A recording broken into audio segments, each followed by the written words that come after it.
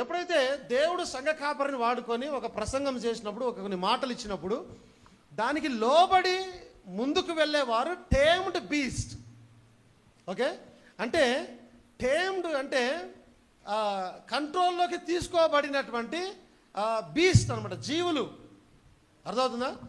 Like ఎప్పుడైతే వాక్యం వచ్చి నిన్ను టేమ్ చేస్తూ ఉంటుందో, నీలో ఉన్న పాపము, నీలో ఉన్న గర్వము, నీలో ఉన్న నీ సొంత స్వభావము, నీలో ఉన్నటువంటి లోకపరమైన విషయాలు, వ్యతిరేకించే విషయాలు, ఇవన్నీ పోయి నువ్వు ఒక సాధువైన జీవిగా మారుతావు అనమాట. టేముడు అంటే సాధువైన జీవి, సాధు చేయబడిన జీవి. మీరు ఇంకా ఎగ్జాంపుల్ చెప్తాను.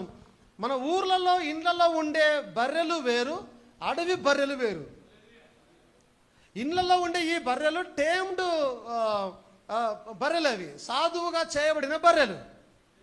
అదే అడవిలో ఉన్న బర్రెలు నువ్వు ఎదురుగా నిలబడి నేను చీల్చేస్తాయి అవి.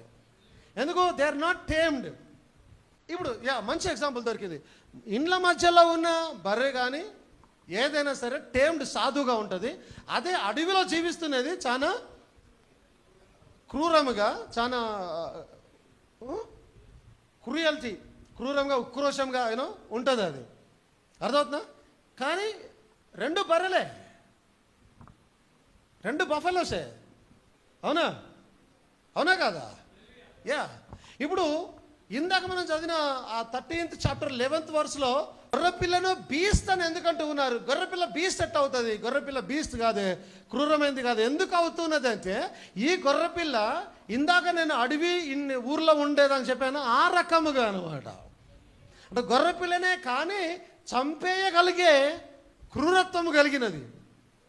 అంటే అలాంటప్పుడు అది సాధువైనది కాదు, అది ఒక మృగము. గొర్రెపిల్లనే కానీ మృగం అది. అర్థమవుతుందా? ఇంకొక ఉదాహరణ చెప్తాను. సాతాను తానే వెలుగు వేషము ధరించుకొని, ఇప్పుడు వెలుగు వేషం యాక్చువల్ ఎవరిది? దేవునిది. ఆయన వేకోచొక్క అయినాడు, ఆయన తేజ నక్షత్రం అయినాడు ఆయన. అవునా? వెలుగు ఆయనది యాక్చువల్లీ, మొదటగా ఉన్నవాడు ఆయన. ఇప్పుడు సాతాను కూడా అలాగే వేషము ధరించుకొని, వెలుగుదూత వేషము ధరించుకొని ఎవరిని మింగుదురా, ఎవరిని మోసం చేసిన తిరుగుచున్నాడట. ఇప్పుడు తేడా ఏంది రెండింటికి? యేసుక్రీస్తుల వారు వాక్యానుసారమైన సాధు జీవి, సాధు వెలుగై ఉన్నాడు. ఈ సాతానుడేమో వాక్యానుసారం కానీ వాక్యమునకు లోబడని క్రూరమైన వెలుగుదూత అయి ఉన్నాడు ఆయన. That's it. అలాగే గొర్రెపిల్ల కూడా, ఈ గొర్రెపిల్ల ఏదైతే ఉందో దాన్ని చూస్తే గొర్రెపిల్ల కనిపిస్తుందా? అంటే ఒక పిక్చర్ దొరికింది నాకు అట్లా ఎదుగుతూ ఉంటే. గొర్రెపిల్లలాగా లేదు అది. అవునా? ఒక క్రూరంగా కనిపిస్తుంది, దాన్ని చూస్తే భయపడేటట్టుగా కనిపిస్తూ ఉంది అది.